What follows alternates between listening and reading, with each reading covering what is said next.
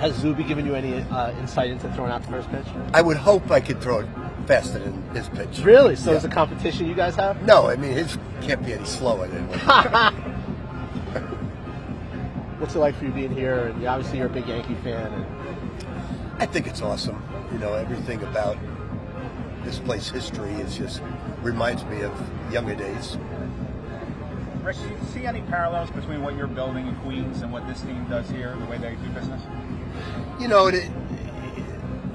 I think it's more like the Knicks than it is Yankees. I mean, the Knicks are trying to make a historic run. We're trying to make a historic run. So I see the parallels there. hopefully there are more parallels between the coaches. They can get rid of me anytime they want. Rick, what did you think of the move? You know, I feel bad for Tibbs because I think he captured all of New York, built something very, very special. A lot of us don't comprehend what happened, but Tibbs is going to be well taken care of, and he'll move on to other pastures. Do you think it was a mistake? Only time tells with those things, so we'll see. Rick, obviously RJ elected to stay in the draft instead of coming back to college. You said you think he would be a really good pro. Do you agree with the move of staying in the draft this year? You know, it's a matter of going on with your future and taking less money. So I think he's looking at it as not as a business move, but as a future move to making the NBA. And every year that you don't go that route, it's tougher to get there. Were you surprised that he decided to stay in the draft? No, he told me he was staying in a long time ago. What do you just think of? What are things he needs to do better, you think, at the next level? You know, he's going to be a great pro. Okay. What people don't realize, because they haven't coached him, is how good a passer he is, how good a shot blocker he is, how good an offensive rebounder he is. They just see the scoring ability. So he'll improve his three-point shooting once he gets to that level, and then I think he'll be lethal at what he can do. Rick, have you heard anything like with Kadari and Aaron about potentially what they could be like as a pro or the G League or something like that? You know, Kadari is also a guy that has a great future. You know, I don't know if they're all going to make the NBA right away. They probably got to go DJ's route. DJ was all rookie in the G League, and he's probably going to get a spot next year. Maybe not with the Pistons, but with somebody else. Rick, you got a favorite Yankees memory growing up here that this brings back to you? I mean, Well, the old the old stadium. I was probably 10 or 11 living in the Bronx off the Grand Concourse and taking my two girl cousins, and we would catch about 8 day games a year, and it was special. I remember one of the best third basemen, Cletus Boyer, Kubek Richardson, Scarron, Mantle Maris, Hector Lopez more on left than I. He was out there. Johnny Blanchard. So I have so many great memories, and now it's going through the Jeter and Posada days and to now, and I think this team has the potential to win it all. You've coached a lot of great players. What do you think of Aaron Judge and what he's doing from afar? I'm not sure that Aaron Judge is not going to have the type of legacy that Ruth and Garrick have had. You know, he's quite special, and I don't buy into anything about the postseason. He'll have great postseasons as well, and I hope it's this year. Rick, if Judge were a basketball player, he's He is. 6'7". How do you think he would project on a roster like yours? He's not quick enough laterally. No, he'd be great. You know, he plays the game of basketball certainly, and he would be awesome for us. Steve, can we get a few to the side? What's that? Rick, when you guys start your offseason workout, can I get a few on the side? Like everyone to be there, including the international guys? Yeah. The international guys have visa problems because Donald Trump has put them on hold, getting visas. We'll have most of the guys in. But I saw a picture of our guys physically, and it's kind of incredible looking at this the physical presence of these guys. Which guys are you referring to?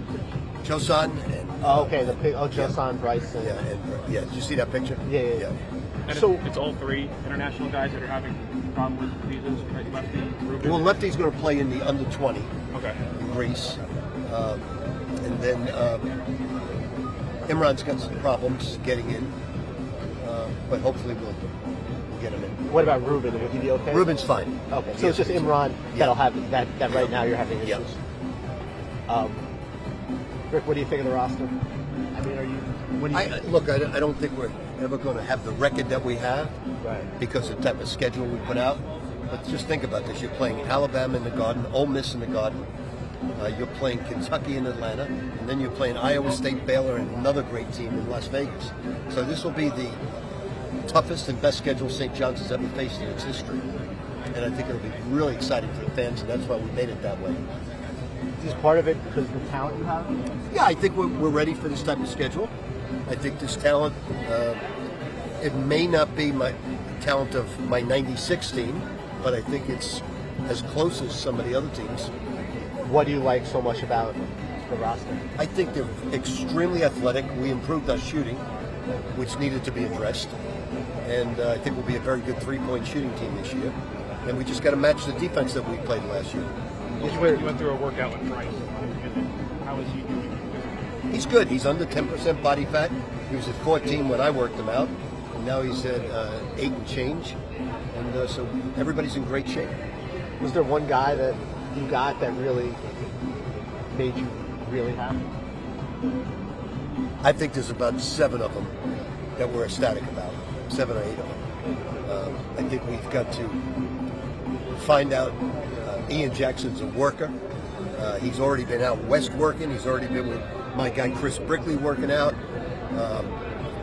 So I'm really, I don't know who I'm more excited about. I can't pick one guy, but I'm excited about 7 or 8 of them, and then the returning guys as well. Is there any concern that it's a lot of scores besides Dylan, there's not necessarily a lot of playmakers, but more guys?